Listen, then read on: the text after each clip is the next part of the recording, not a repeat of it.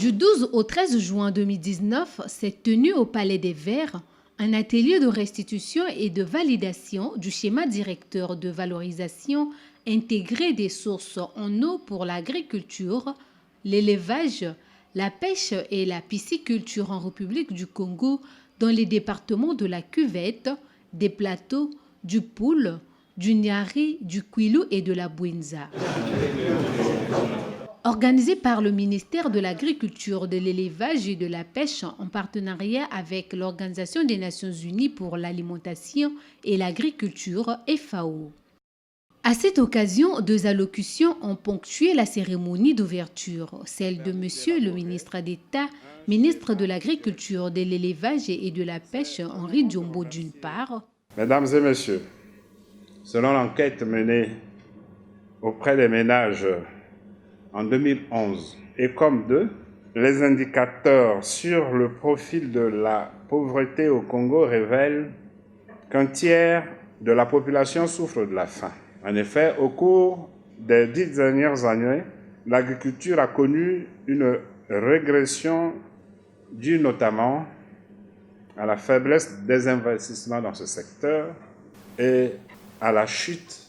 de sa productivité. De 27% du PIB dans les années 60-70, la part de l'agriculture a connu un déclin dégressif passant de 12% en 1980 à 10% en 1994 pour se situer aujourd'hui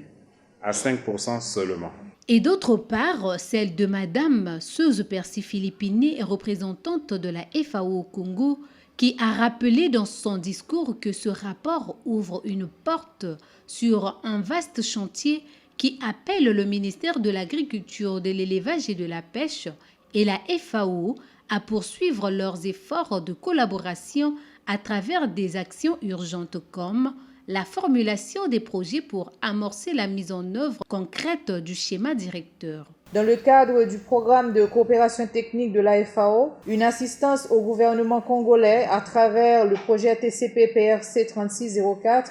a permis de réaliser un diagnostic du potentiel d'irrigation dans 6 départements du pays, notamment le Poul, les Plateaux, la Cuvette, le Niari, la Bouinza et le Kwilu. Et ce diagnostic a conduit à l'élaboration du rapport portant sur ce schéma directeur que nous allons valider aujourd'hui. Le schéma directeur qui a été soumis aux participants pour validation pendant cet atelier comprend 42 projets intégrés et 9 projets transversaux assortis de notes conceptuelles rédigées de manière très détaillée et prêtes à leur mise en œuvre, constituant un portefeuille important d'une enveloppe de plus de 3 milliards de francs CFA. Pendant ces 2 jours d'atelier, des échanges fructueux ont mené à des amendements et des recommandations pour améliorer le document principal du schéma directeur et les notes conceptuelles. L'objectif principal du projet est de contribuer à l'élaboration du schéma directeur pour la valorisation intégrée des ressources en eau pour l'agriculture, l'élevage et la pêche. Nous sommes au 2e jour des travaux de l'atelier de validation de ce rapport du schéma directeur. Donc, à base de travaux de ces groupes, nous allons donc amender le document du schéma directeur qui sera validé. Notons que l'objectif de cet atelier était de restituer et valider le document final du schéma directeur en vue de réduire et maîtriser les impacts socio-sanitaires et environnementaux souvent négatifs des aménagements hydro-agricoles et de renforcer la résilience des populations face au dérèglement des régimes pluviométriques causés par des changements climatiques.